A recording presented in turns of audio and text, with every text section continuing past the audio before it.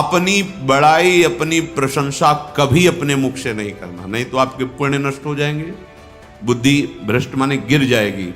अगर परमार्थ में चल रहे हैं तो भी, और व्यवहार में तो पुण्य नष्ट हो ही जाएंगे। बुद्धि गिरी हुई तभी ऐसी बात होती है। और यह दोष बहुतायत है, ये बहुत प्रभावशाली है, अपनी बड़ाई मारना। इसको देख लो, पकड़ो, सत्संग है। अपने मुख से कभी अपनी बड़ाई ना करना। अगर कोई अपने मुख से अपनी बड़ाई करता है तो उसके सुकृत नष्ट हो जाते हैं, बुद्धि भ्रष्ट माने गिर जाती, पतित हो जाती है, फिर निर्णय ठीक नहीं। अगर हमारा सारथी, हमारा ड्राइवर मूढ़ हो तो कहीं भी हमको गिरा देगा, तो वो बुद्धि भ्रष्ट मतलब गिर जाती है, निर्णय करने लायक नहीं रहती। अपनी प्रशंसा अपने मुख से करना।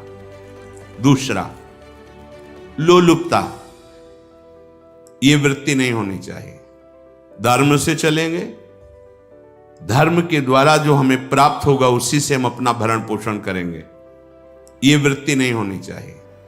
आपके बच्चे स्वस्थ होंगे, बुद्धिमान होंगे, परिवार में बहुत सुख और शांति होगी, भले दीपक की तरह जलो, बहुत काल तक रहेगी।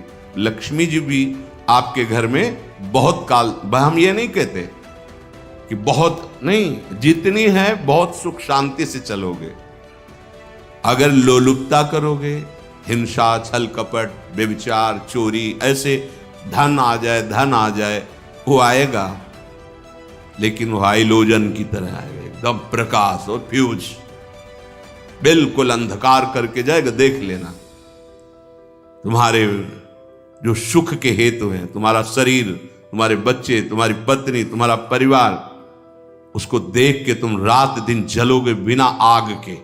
ऐसे उनके आचरण होंगे, ऐसे उनके अंग होंगे, ऐसे उनके दिमाग होंगे, ऐसा उनका व्यवहार होगा। ये लोलुपता अगर उपासक में या किसी में है तो उसको नष्ट कर देती है। सावधान। तीसरा, यदि आपका अपमान होता है तो आपको उसे सहन करना होगा, उससे आपके पाप नष्ट हो जाएंगे। जो तनिक सा भी अपमान होने पर बहुत क्रोध करके दूसरे का अपकार करने लगता है, ये आपका पतन करा देगा, ये आपको फंसा देगा, हृदय जलेगा, अर्थव्यवस्था नष्ट होगी, पूरा परिवार दुखी होगा।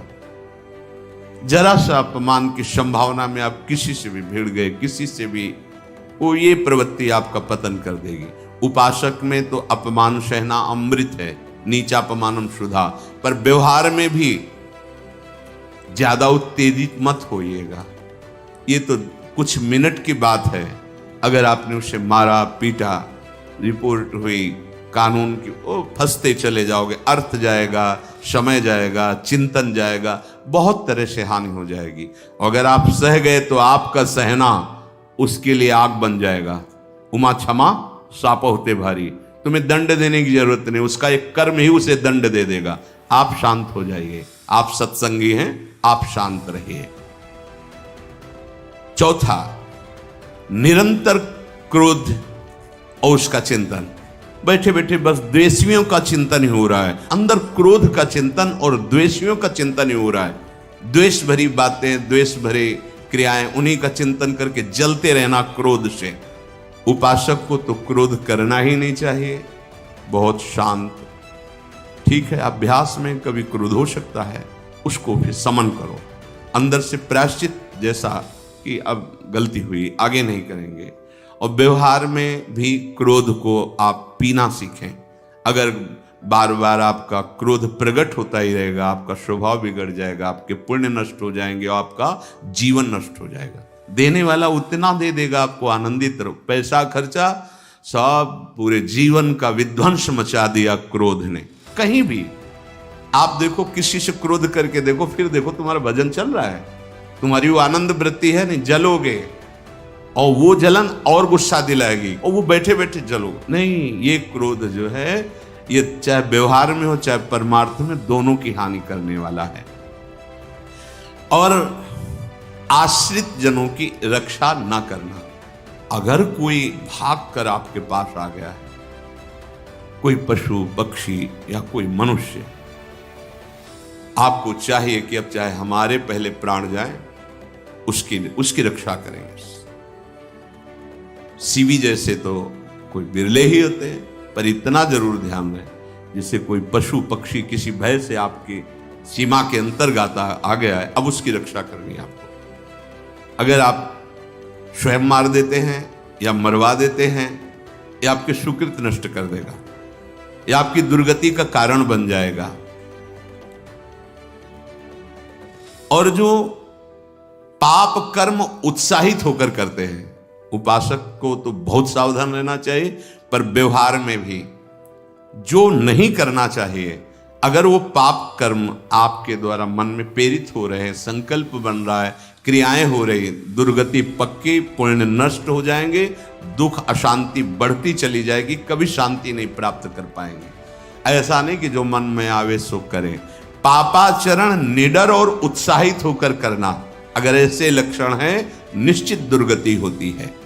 ये 6, अपनी बहुत बड़ाई करने वाला अपने मुख से, लोलुपता, तनिक से अपमान में सहन ना करने वाला, निरंतर क्रोधी और आश्रित जनों की रक्षा न करने वाला, और निडर हर्षित होकर पाप कर्म करने वाला।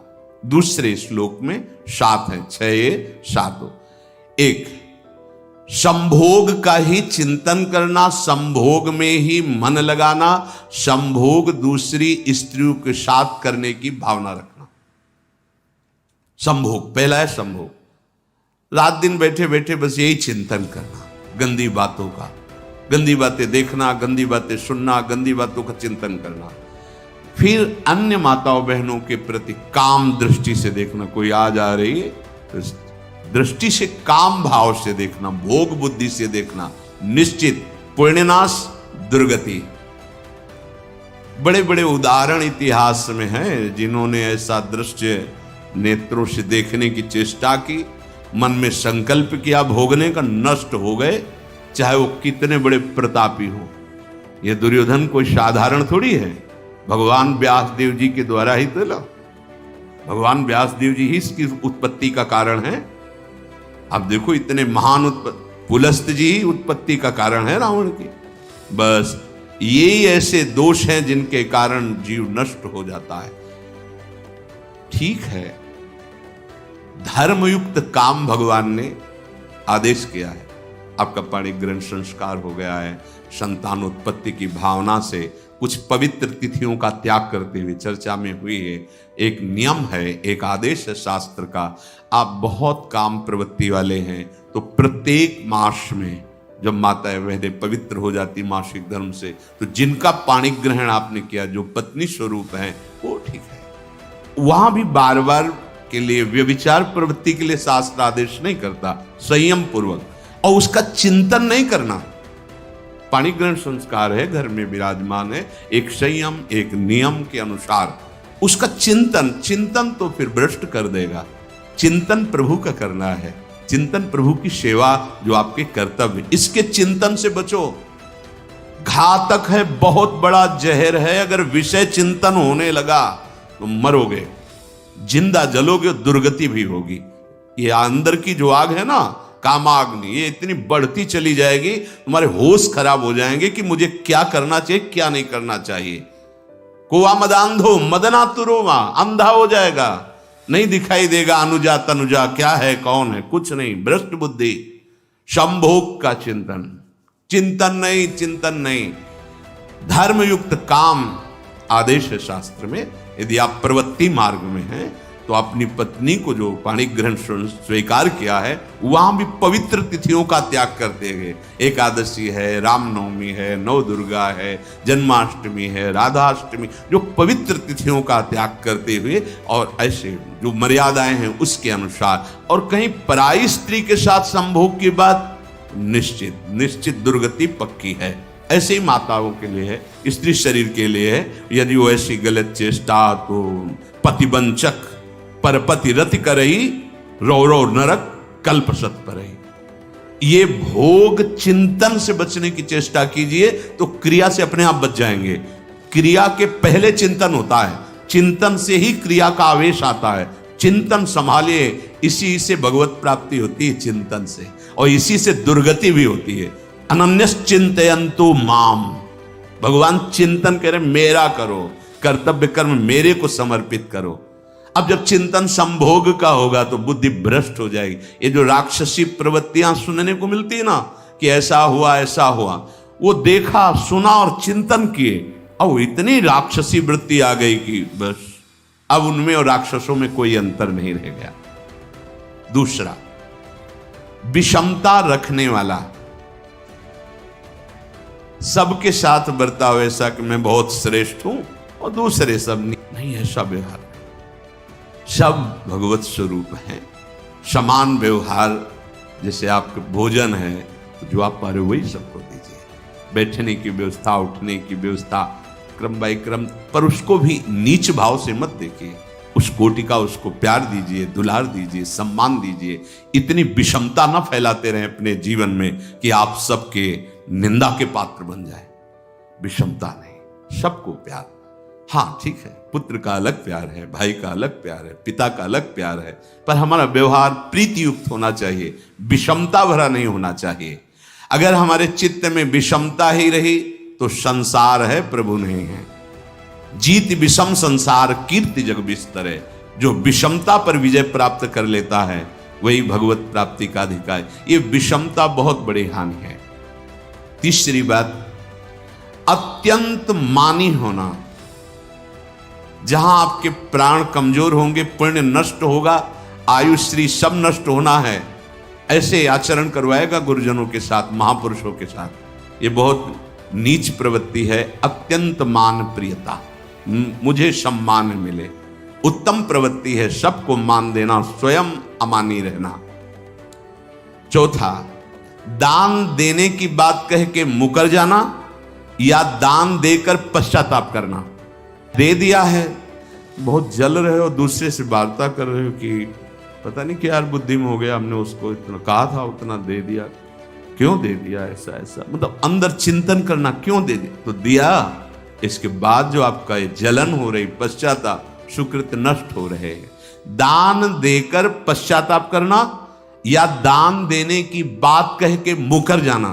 जैसे आपने कह दिया आपको इतना इतना ऐसा, अब आप मुकर गए, ब्याज सहित तुम्हें देना होगा, ये तुम्हारी दुर्गति का कारण बन जाएगा। ऐसे ही नहीं बोलना चाहिए, बहुत होश से। वाणी एक अमोल है, जो कोई बोले जान, ये तराजू तौल के तब मुख बाहर आन।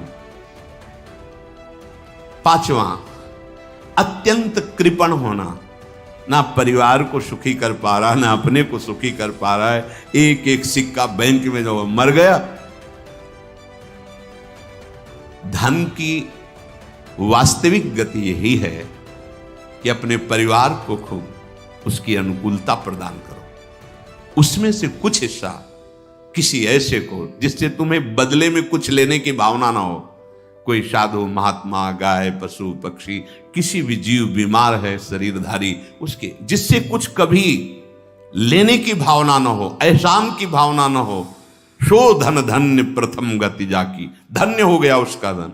अब वो कृपण का धन किसी काम में, ना स्वसुख, ना परिवार के सुख, ना धर्म कार्यों में, व्यर्थ जीवन चला गया। उसी धन का चिंतन करना, उसी का संग्रह करना और उसी की रक्षा करते करते शरीर छोड़ देना, तो चिंतन बिगड़ गया।